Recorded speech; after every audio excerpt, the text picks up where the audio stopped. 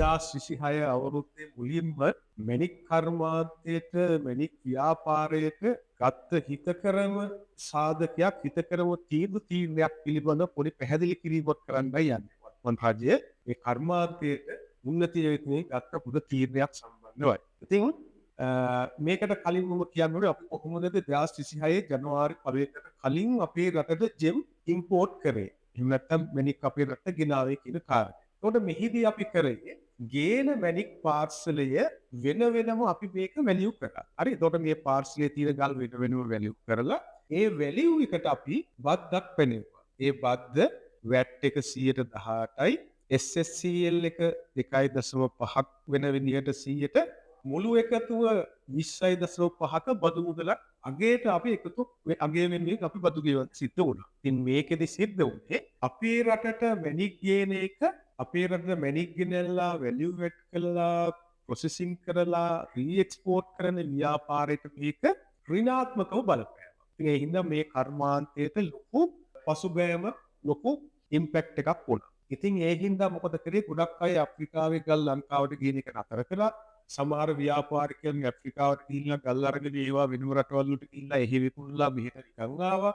මෙහි ලැපිඩරි ක්‍රියාත්මක කරන්න පෙරිලා කියන ඔය කියන නොයෙකුත් විදිහේ කර්මාන්තය ඇතුලේ මේක අහිතකර විදිහට බලපෑවා. හැබැයි 2025 11යි 7 වර දින ශ්‍රී ලංකා ප්‍රජාතාන්ත්‍රික සමාජවාදී ජනරජයේ ගැසට් අංක 24යි 61යි ඇලයිරක් 43 ගැසට් නිවේදනයේ මෙන්න මේ ගල් මේ කියන මැණික් රටට ඉම්පෝට් කරන එක සම්බන්ධව කරන බදු ප්‍රතිපත්තිය ඊටාම හිතකර විදිහට වෙනස් කරලා තියෙනවා දැන් වෙද්දී. ඉතින් අපි බලමු මෙන්න මේක කොහොමද වෙනස් කරලා තියෙන්නේ. මේ ගැසට් නිවේදනයේ කොපියක් මේ වීඩියෝ එකේ ඩිස්ක්‍රිප්ෂන් එකේ තියෙනවා. ඉතින් හැමෝටම මේක අරගෙන කියවලා බලන්න පුළුවන්. මම මේක එක උදාහරණයකින් පැහැදිලි කරන්නම් මේ බදු වලින් මොන වගේ සහනයක්ද අපේ රටට රළු මැණික් ඉම්පෝට් කරන ව්‍යාපාරිකයන්ට වෙන්නේ කියන එක. අපි හිතමු මෙන්න මේ බදු අලුත් නව බදු ප්‍රතිපත්තිය බදු නීතිය අනුව අපි ගෙනාවොත් පිටරටකින් ප්‍රෙසස් ස්ටෝන් පාර්සලයක් අපි හිතමු අපි ගේනවා කියලා කොයිරි රටක තියෙන තත්වයෙන් අඩු සෆායා ටිකක් මේ හීට් ට්‍රීට් කරලා වැලියු ඇඩ් කරලා අපව රීඑක්ස්පෝර්ට් කරත් අන්නේ පාර්සලේ කිලෝ එකක් වෙනුවෙන් හරි කිලෝ එකකට වෙන අගය නිශ්චිත කරලා තිනවා මේ නව ගැසට්ටුවේ. එතකොට කිලෝ එකක නිශ්චිත වැලියු එක වෙන්නේ ඩොලර් 900යි. උට ඊට වඩා වෙන්නේ ඩොලර් 900යි.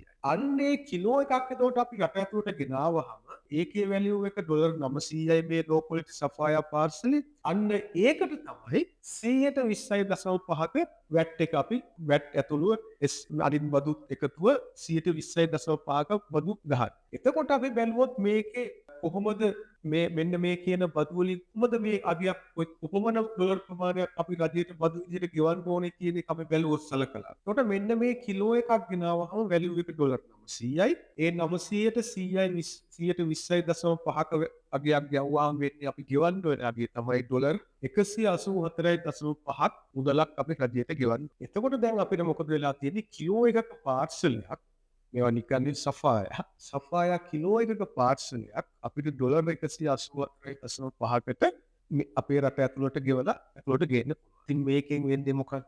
අපේ රටේ කර්මාන්තයේ රීඑක්ස්පෝර්ට් කරන අයට මේක සහනයක් වෙනවා. ලැපිඩරි දුවන අයට මේක සහනයක් වෙනවා. සමහර පිට රටින් ගල් ඕඩර් කරලා ලැපිඩරි දුවපු ලැපිඩරි විශාල ප්‍රමාණයක් තියෙනවා. ඒකට උන්ට නිදහසේ රළු මැණික් මෙහාට ගෙන්නලා වැලියු ඇඩ් කරලා රීඑක්ස්පෝර්ට් එක කරන්න පුළුවන් වෙනවා. ඊළඟට තව අපේ රට ඇතුලේ වැලියු ඇඩිෂන් එක කරන වැලියු චේන් එක හොඳට මේ මැටීරියල් දෙනින්දා හොඳට ක්‍රියාත්මක වෙනවා. ඉතින් මේක ඇතුලේ අපිට මැණික් කර්මාන්තයේ වැලියු චේන් එක හරියාකාරව ක්‍රියාත්මක කරන්න පුළුවන්. ඊට අමතරව අපේ රට විවිධ වර්ගයක ජෙම් ඩයිවර්සිෆයි වෙච්ච මැණික් විවිධ රටවල මැණික් තියෙන කේන්ද්‍ර ස්ථානයක් කරන්නත් මේක අනාගතයේදී හොඳ හිතකර සාධකයක් වෙයි. ඒ හින්දා මෙන්න මේක මේ අලුත් අවුරුද්දේ ගත්ත හොඳ තීන්දුවක්.